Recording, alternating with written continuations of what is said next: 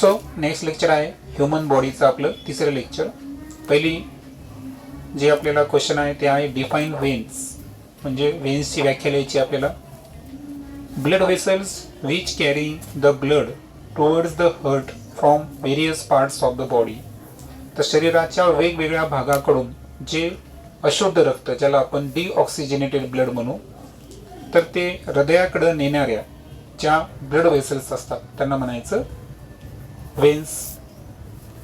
दुसरा प्रश्न आहे which type of blood carried by veins. मग व्हेन्स कडून कोणत्या प्रकारचं रक्त हे कॅरी केलं जातं.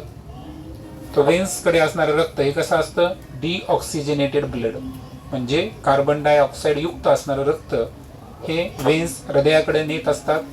तिथून पुढे ते लंग्सकडे ऑक्सिजनेशनसाठी जात असतं. त्यानंतर आहे इनलिस्ट प्रॉपर्टीज ऑफ व्हेन्स, म्हणजे व्हेन्सचे आपल्याला काही गुणधर्म लिहायचे आहेत. पहिला आहे सुपरफिशियली लोकेटेड. सुपरफिशियली म्हणजे काय, तर बॉडीच्या बाहेरच्या बाजूला व्हेन्स प्रेझेंट असतात. वॉल्स आर थिन, आणि यांच्या ज्या भिंती असतात किंवा भित्ती म्हणू आपण आतून, तर ह्या थिन असतात. आणि प्रोव्हाइडेड द वॉल्स, आणि यांच्यामध्ये विशिष्ट प्रकारचे वॉल्स असतात. जेव्हा की आपण आर्टरीजमध्ये काय पाहिलं होतं की आर्टरीज या डीपली लोकेटेड होत्या, परंतु व्हेन्स या सुपरफिशियली लोकेटेड आहे. व्हेन्सच्या वॉल थिक होत्या, आर्टरीजच्या वॉल कशा होत्या, थिक होत्या, कारण त्या हृदयापासून निघतात म्हणून. परंतु व्हेन्स जे आहेत हे हृदयाकडे जातात म्हणून त्यांचे वॉल्स थिन आहे. आणि यांच्यामध्ये आर्टरीजमध्ये वॉल्स नव्हते, मात्र व्हेन्समध्ये काय आहे, वॉल्स प्रेझेंट आहे. पुढचा प्रश्न आहे which scientist describe the mechanism of circulation in the body. म्हणजे आपल्या शरीरामध्ये जे रक्ताभिसरण संस्था आहे त्याचं जे मेकॅनिझम, कार्य कसं चालतं हे वर्णन करणारे शास्त्रज्ञ कोण आहेत. तर त्याचं उत्तर आहे विल्यम हार्वे, आणि त्यांनी हे मेकॅनिझम कोणत्या वर्षी एक्सप्लेन केलं, 1628. त्यानंतर आहे डिफाईन कॅपिलरीज, ज्यांना आपण सूक्ष्म रक्तवाहिन्या म्हणतो. तर पहा, arteries gradually branch out with decrease in diameter as they spread in body and finally form fine hair-like vessels called as capillaries. Oxygenated blood carry करणारे कोण आहेत, आर्टरीज. तर ह्या आर्टरीजला फांद्या फुटतात. ब्रँच म्हणजे काय, फांद्या फुटतात, आणि त्यांची जी डायमीटर आहे, व्यास, हा कमी कमी होत जातो आणि शेवटी ते कसा होतात, केसासारख्या बारीक बारीक होतात. मग त्या सूक्ष्म रक्तवाहिन्यांना आपण काय म्हणायचं, कॅपिलरीज. मग आता कॅपिलरीजचे गुणधर्म काय, 6वा प्रश्न आहे. पहिला आहे वॉल्स आर एक्स्ट्रीमली थिन. आता आपण पाहिलं की त्यांचं डायमीटर खूप कमी आहे, केसासारखे आहे, म्हणजे यांचे जे वॉल्स आहेत हे अतिशय पातळ आहेत. Made up of single layer of cell, आणि फक्त एकाच लेअर है ना, एकाच लेअर पासून सेल पेशींची एकच आवरण असणाऱ्या या रक्तवाहिन्या असतात. 7वा प्रश्न आहे capillaries unite together to form.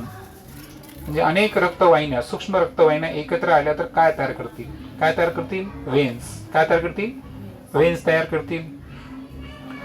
Rate of heartbeat in human is. मानवामध्ये हृदयाचे प्रत्येक मिनिटाला किती ठोके पडतात, तर त्याचा आन्सर आहे 72 बीट्स पर मिनिट. म्हणजे आपल्या हृदयाची जी धडधड आहे तर एका मिनिटामध्ये किती वेळेस होते, 72 वेळेस होते. In which condition heart beat increases. मग आता अशी कोणती स्थिती आहे की ज्या स्थितीमध्ये आपले हृदयाचे ठोके आणखीन वाढतात. तर तुम्ही पहा, भरपूर वेळेस काय होतं की तुम्ही खूप खेळता, खो खो, कबड्डी किंवा रनिंग केली, तर अशा वेळेस तुमचे हृदयाचे ठोके आणखीन वाढतात. 72चे ते 80, 85 पण होतात. म्हणजे फिजिकल एक्सरसाइज, म्हणजे व्यायाम करताना आपल्या हृदयाचे ठोके वाढतात. आणि दुसरा आहे इमोशन. जेव्हा आपण भावनिक होतो, राग येतो किंवा भीती वाटते, तर अशा वेळेस आपल्या हृदयाचे काय वाढतात, ठोके वाढतात. Heart beat decrease during. मग आता हृदयाचे ठोके 72 पेक्षा कमी केव्हा होतील मिनिटाला, जेव्हा आपण काय करत असतो, रेस्ट पोझिशनला आहे किंवा आपण आराम करायलो है ना, झोपलेलो आहोत, अशा वेळेस आपल्या हृदयाचे ठोके कमी पडतात. त्यानंतर आहे साऊंड्स ऑफ हार्ट. आता हृदयामध्ये 2 प्रकारचे आवाज येतात. तुम्हाला माहिती आहे हृदयाचं काय सुरू असतं, कॉन्ट्रॅक्शन अँड रिलॅक्सेशन. तर त्यामध्ये दोन आवाज असतात, एक असतो लब आणि दुसरा असतो dub. How much blood is pumping out during each beat. आता आपण पाहिलं प्रत्येक मिनिटाला 72 हार्ट बीट्स असतात. मग प्रत्येक बीट मध्ये किती ब्लड हे हार्ट कडून पंप होतं, कारण आपल्या बॉडीचा पंपिंग ऑर्गन कोण आहे? हार्ट. कारण रक्ताभिसरण ब्लड सर्क्युलेशन मेंटेन करण्याचं काम हार्ट करत असतो. तर त्याचा आन्सर आहे 75 मिलीलिटर. तर 75 ml एवढं ब्लड हे प्रत्येक बीटला, प्रत्येक ठोक्याला तितकं रक्त हृदयाकडून पंप केलं जातं. त्यानंतर आहे डिफाईन सर्क्युलेशन, ब्लड सर्क्युलेशन म्हणजे रक्ताभिसरण म्हणजे काय? Process of pumping the blood towards various parts of the body and bringing it back towards the heart is called as blood circulation. तर शरीराच्या ज्या प्रोसेसमध्ये ब्लडचं काय होते? पंपिंग होते. कोणाकडून? हृदयाकडून. आणि ब्लड जे आहे हे बॉडीच्या डिफरंट पार्ट्सला जातं आर्टरीजच्या मदतीनं. तसं तर हृदयापासून मेन जी धमनी निघते ना त्याला ॲरोटा म्हणतात. आणि या ॲरोट्याला ब्रँचेस तयार होऊन आर्टरीज तयार होतात. तर हे जे ब्लड आहे व्हेरियस पार्ट्सकडे चाललं आणि त्यानंतर पुन्हा bringing it back towards the hearts म्हणजे ऑक्सिजनेटेड ब्लड शरीराच्या सर्व अवयवांकडे जातं आर्टरीजच्या माध्यमातून. आणि वेन्सच्या माध्यमातून सर्व डिऑक्सिजनेटेड जे अशुद्ध रक्त आहे ते पुन्हा एकदा हृदयाकडे येतं. या पूर्ण प्रोसेसला काय म्हणायचं? Blood circulation. कारण आपण ऑलरेडी शिकलेलो आहे की हार्टमध्ये किती चेंबर असतात? 4 चेंबर असतात, है की नाही? Why heart is alternately contracts and relax. मग हृदयाचं सातत्यानं अंकुचन आणि प्रसरण का होतं? तर तुम्हाला माहित आहे की हृदयामध्ये विशिष्ट प्रकारचे काय असतात? स्नायू असतात, कार्डियक मसल म्हणतो त्यांना आपण. तर ते काय करतात? आपलं जी कंटिन्युटी आहे ब्लड सर्क्युलेशनमध्ये है ना, म्हणजे रक्ताभिसरण संस्थेमध्ये जी सातत्यता आहे, कंटिन्युटी आहे, ते मेंटेन करण्याचं काम हे हृदयाला करावं लागतं. आणि म्हणून त्याचं रिदमिक कॉन्ट्रॅक्शन अँड रिलॅक्सेशन होत असतं. How single heart beat is constitute. मग आता एक हृदयाचा ठोका किंवा धडधड म्हणू आपण त्याला, सिंगल हार्ट बीट, ही कशी तयार होते? पहा, consecutive single contraction and relaxation of heart constitute a single beat. म्हणजे एक बीट म्हणजे काय? हृदयाचं एकदा झालेलं अंकुचन आणि त्यानंतर झालेलं प्रसरण. बरोबर आहे? याला एकत्रितपणे म्हणायचं heart beats. Right properties of bloods म्हणजे रक्ताचे गुणधर्म लिहा.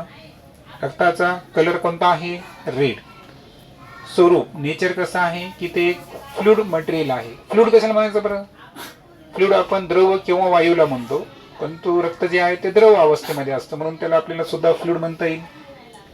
रक्त हा स्वतः काय आहे? फ्लुइड कनेक्टिव्ह टिश्यू आहे. आणि सर्वात महत्त्वाचं लाल रंगाचं तर आहेच, पण चव जी आहे तिची सॉल्टी आहे. आणि जो सामू आहे ज्याला आपण pH म्हणतो है ना, की हायड्रोजन आयनचं पोटेन्स किती आहे, क्षमता किती आहे, तर pH आहे 7.4. तुम्हाला माहिती आहे 0 ते 7 काय असतं? ॲसिडिक. एक्झॅक्ट 7ला काय असतं? न्यूट्रल. आणि 7 पेक्षा जास्त काय असतं? बेसिक. म्हणजे रक्त कोणत्या कॅटेगरीमध्ये येईल? बेसिक येईल. बेसिकला दुसरा शब्द अल्कलाईन सुद्धा असतं. त्यानंतर आहे which are 2 main components of the blood. रक्ताचे प्रमुख 2 घटक कोणते? ते एक आहे प्लाझ्मा आणि दुसरा आहे ब्लड सेल्स. आता या ब्लड सेलचे पण 3 टाईप्स असतात, RBC, WCBC, प्लेटलेट्स. ते आपण नेक्स्ट लेक्चरमध्ये पाहू. त्यानंतर आहे राईट प्रॉपर्टीज ऑफ प्लाझ्मा. प्लाझ्माचे गुणधर्म आपल्याला लिहायचे आहे. आता प्लाझ्मा जो आहे तो पेल येलो रंगाचा असतो म्हणजे फिकट पिवळसर पदार्थ आहे. क्लिअर स्लाइटली अल्कलाइन फ्लुइड म्हणजे तो स्पष्ट दिसणारा एक आम्लारीयुक्त असा पदार्थ आहे. Right main component of plasma. मग प्लाझ्मामध्ये प्रमुख घटक कोणकोणते आहेत? तर लक्षात ठेवा 90 to 90% काय असतं? H2O म्हणजे पाणी असतं, वॉटर असतं. 6 to 8% काय आहे? प्रोटीन्स म्हणजे प्रथिने आहेत. आणि 1 to 2% काय आहे? Inorganic salt. तर याचं सर्वांचे मिळून काय तयार होतो? प्लाझ्मा तयार होतो. त्यानंतर रक्तातलं एक प्रथिन आहे पहा अल्ब्युमिन प्लाझ्मामधलं. तर या अल्ब्युमिनचं फंक्शन काय आहे? तर अल्ब्युमिनचं फंक्शन आहे पहा distribute the water all over the body. म्हणजे आपण जे पाणी पितो हे पाणी सर्व शरीराला वितरित करण्याचं काम कोण करतो? अल्बुमिन. त्यानंतर आहे फंक्शन ऑफ ग्लोब्युलिन्स. मग ग्लोब्युलिन्स या प्रोटीनचं काम काय आहे, तर शुद्ध शब्द दिले तुम्हाला प्रोटेक्शन. म्हणजे आपल्या शरीरामध्ये जे प्रोटेक्शन असतं, संरक्षण असतं, ते निर्माण करण्याचं काम रक्तातील कोणता घटक करतो, globulins. Which protein of plasma help in blood clotting process. आता क्लॉटिंग म्हणजे काय पहा, तुम्हाला माहित असेल कधी कधी तुम्हाला काही लागली एखादी धारदार वस्तू, तर थोडा वेळ रक्त निघतं, पण थोड्या वेळाने रक्त काय होतं, थांबतं, गोठतं ते. रक्त गोठण्याच्या प्रोसेसला म्हणायचं क्लॉटिंग. सो रक्त गोठण्याच्या प्रोसेसमध्ये प्लाझ्मामधला कोणता प्रोटीन कामाचा असतो, तर 2 प्रोटीन आहेत त्यामध्ये. एक आहे फिब्रोनिजिन आणि दुसरा आहे प्रोथ्रोम्बिन. लक्षात घ्या, फिब्रिनिजिन आणि प्रोथ्रोम्बिन हे 2 असे प्रोटीन आहेत प्लाझ्मामधले की जे ब्लड क्लॉटिंग प्रोसेसमध्ये भाग घेत असतात. आणि शेवटचा प्रश्न आहे, which inorganic ions control the function of muscles and nerves.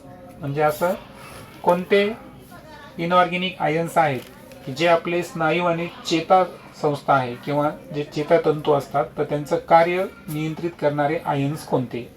तर 3 आयन्स आहेत.